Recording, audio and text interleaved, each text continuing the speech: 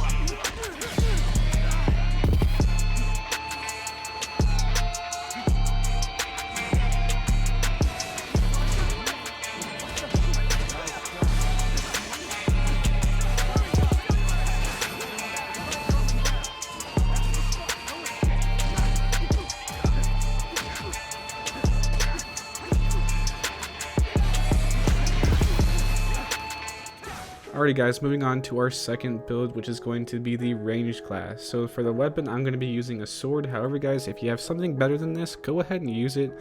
But ultimately, this is what I'm going to be using for this non-DLC build. For my ninja tools, I'm going to be using Senbon, because Senbon actually do a decent amount of damage. For my top and bottom skill, I'm going to be using Lightning Speed and In a Flash with the accessory of Last Stand. You guys can always change up the accessories to whatever you like. For the ninjutsu, I'm going to be running Fire Style Fireball Jutsu. You get this from Sasuke, just the normal Shippuden Sasuke. Detonating Clay Twin Birds, you get this one from Deidara.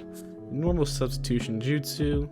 And I'm going to be using Totsuka Blade, and you get this from Itachi. So let's talk about this build. Why I went with the Fire Style Fireball Jutsu is simply because it's a reliable jutsu and it has really good tracking, and it does do a decent amount of damage. The idea around this one is because this is my short range jutsu in a way, because Deidara's Detonating Clay Twin Birds covers a lot of ground, and that also has really good tracking.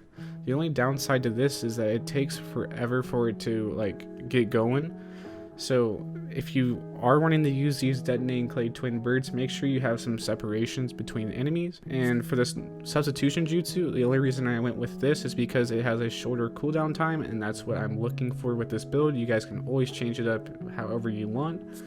And I went with Tosca Blade because this is honestly probably the best one out of the range setup for non-DLC, because if you activate it on an enemy, they're dead. And the sword also can kill someone too, so ultimately that's probably one of the better ones to go with if you're going with non-DLC. If not, if you don't want to use Tosca Blade and you're not liking it, maybe Kieran would be your answer, but people know what that looks like and how to avoid it. So ultimately Tosca Blade is like the most unpredictable one, except for whenever he swings the sword, like everybody runs out of the way. But this is probably the best one you can get for non-DLCs. Now guys, let's go ahead, let's hop straight into the clips.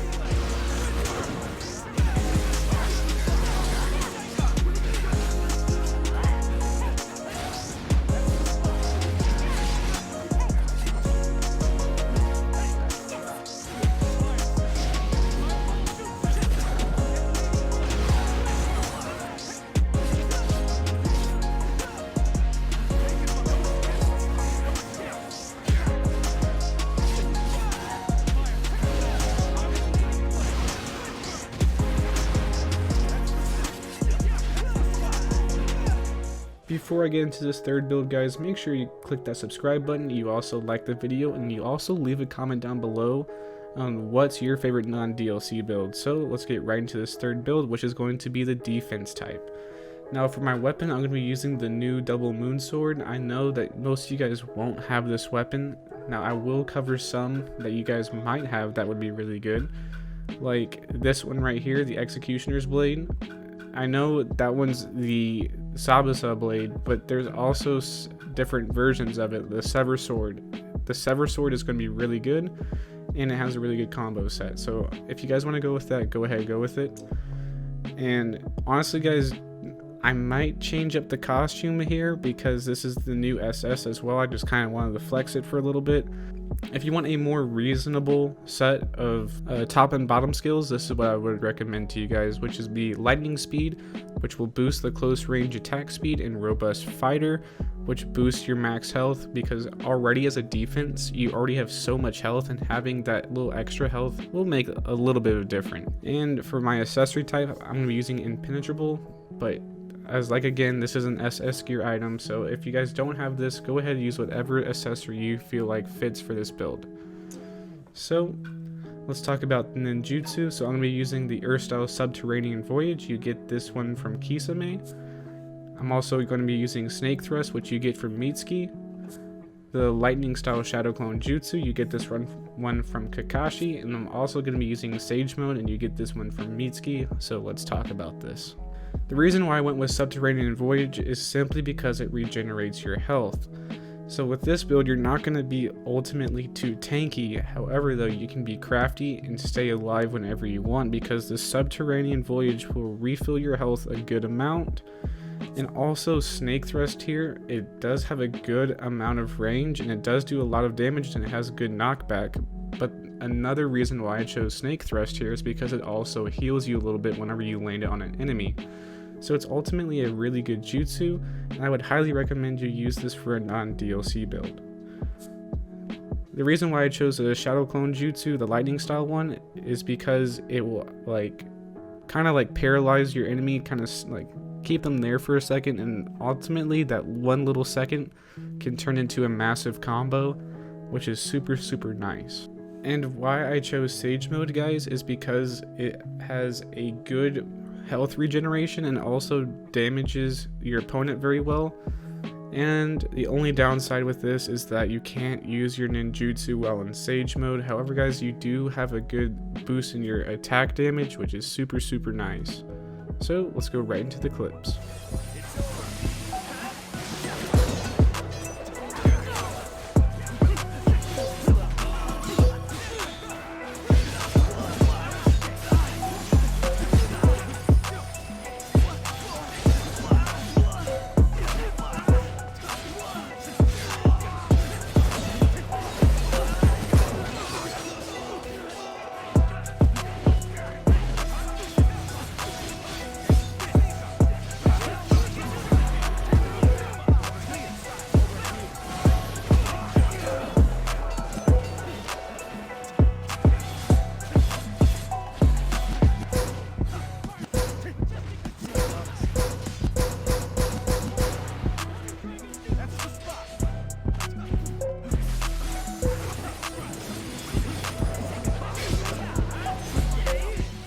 And moving on to our fourth and final build, and as y'all can guess, it is going to be the healing class. So let's go right into it. For the weapon, I'm going to be using the Sakura Naginata. I've already covered this in my latest video, but if you guys don't have this weapon, it is an SS weapon. I would highly recommend that you use like the frying pans. The frying pans are actually like pretty much like low-key like underrated, or you can go ahead and use a sword. For the ninja tools, we're going to be always going to be using the healing seal type 2. In whatever build you guys do, with DLC, non-DLC, you need to have these healing seals on because they are so useful. For our top skill, we're going to be going lightning speed and in a flash again. And for my accessory, guys, I'm just going to be using opportunist, but if you guys want to use something else, you are more than welcome to. For our ninjutsu, I'm going to be using 8 trigrams air palm. You get this one from Hinata. I'm also going to be using cellular extraction jutsu. You get this from Sakura.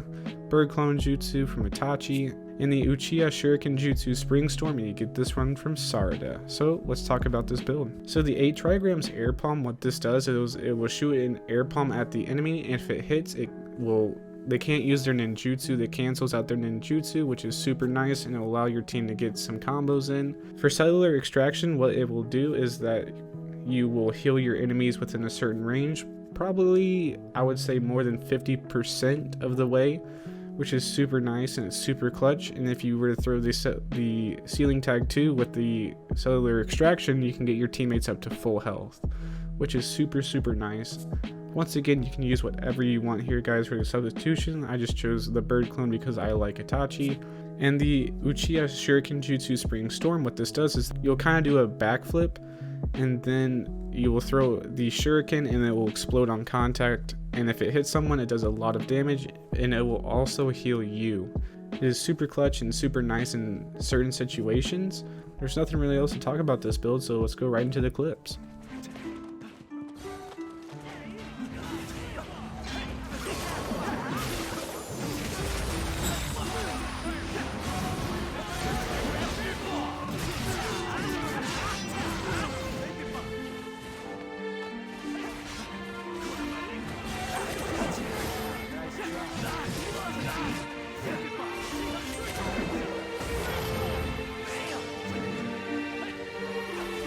Alrighty guys, that's going to do it for the end of this video. If you guys did like this video, make sure to click that subscribe button. You also click like, and you also leave a comment down below.